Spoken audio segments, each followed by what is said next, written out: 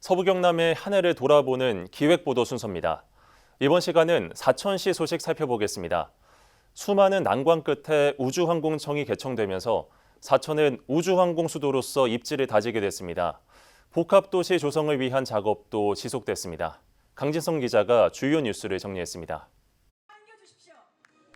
지난 5월 27일 우주항공청이 사천시 산안면에서 개청식을 가졌습니다. 총 정원은 293명이며 기존 공무원 임금 체계와는 다른 파격 대우로 채용 단계부터 관심이 높았습니다. 우주항공청은 2045년까지 세계 5대 강국 진입을 목표로 발사체와 위성 개발, 우주 탐사, 미래항공 등 4개 분야에 집중 투자하기로 했습니다. 사천시가 우주항공청 개청을 계기로 복합도시 건설을 위한 기본계획 구상에 들어갔습니다. 용현면 일대에 주거와 성업, 연구, 교육 기능을 갖춘 신도시를 계획하고 토지거래 허가구역으로 지정했습니다. 도시 구상은 프랑스의 우주항공도시 툴루즈를 모델로 개발할 계획입니다.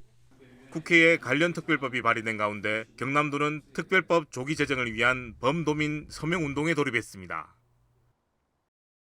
진주시가 사천시에 일방적인 행정통합을 제안하면서 두 지자체의 불편한 관계가 계속됐습니다. 지난 5월 조규일 진주시장의 기자회견으로 시작된 통합 제안에 대해 사천시는 대응할 가치가 없다며 거부 의사를 밝혔습니다. 이후 두 지자체의 관계는 급속히 얼어붙었고 광역소각장 논의도 진척을 보이지 못했습니다. 사천시 의회를 비롯해 시민단체까지 반대 의견을 내면서 사천 지역에서 행정통합은 공감을 얻지 못했습니다. 사천시가 창원대와 함께 우주항공 캠퍼스 설립에 나섰습니다. 당초 사천시는 경상국립대에 먼저 제안했지만 거절되면서 자초 위기를 맞았습니다.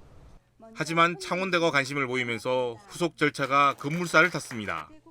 산안면에 임시 캠퍼스를 설치하고 이후 용현면에 본 캠퍼스를 건립하기로 했습니다. 최근 교육부는 캠퍼스 인가를 위한 현장 시사를 마쳤으며 조만간 최종 결과가 나올 예정입니다. 사천 에어쇼가 경연제 개최로 확정된 뒤 처음으로 열렸습니다. 2년 만에 열린 에어쇼는 나흘간 41만 명이 넘게 다녀가 역대 최대 흥행을 기록했습니다. 차세대 전투기 KF-21의 기동 비행과 함께 블랙 이글스의 고개 비행은 방문객의 눈을 즐겁게 했습니다. 다음 행사부터는 산업 전시회도 함께 열리기로 한 가운데 관련 기업의 전시 부스가 시범 운영됐습니다. 국도 3호선의 상습 정체를 해소하기 위한 서남정동 우회도로 사업이 일부 주민의 반대로 진통을 겪었습니다. 4.1km 구간의 우회도로는 사업비 1,600억 원이 전액 국비로 진행됩니다. 반대 주민은 이보다 더 길어지는 노선 변경을 요구하고 있는데 부산국도관리청은 사업비의 과도한 증가로 난색을 표하고 있습니다. 사천시 역시 오랜 기간 추진된 사업이 자초될 수 있다며 다수 주민이 희망하는 현행 노선대로 착공해 줄 것을 건의했습니다. 사천시립도서관이 지난 6월 정동면 반려공원에서 정식 개관했습니다. 지상 4층 연면적 5,270제곱미터의 건물에는 다목적 홀과 북카페, 전시실 등 복합 문화공간 시설을 갖추고 있습니다. 개관 이후 각종 프로그램이 진행되면서 시민 발길이 이어졌습니다. 지난 10월부터는 더 많은 시민이 이용할 수 있게 평일 야간까지 운영 시간을 확대했습니다.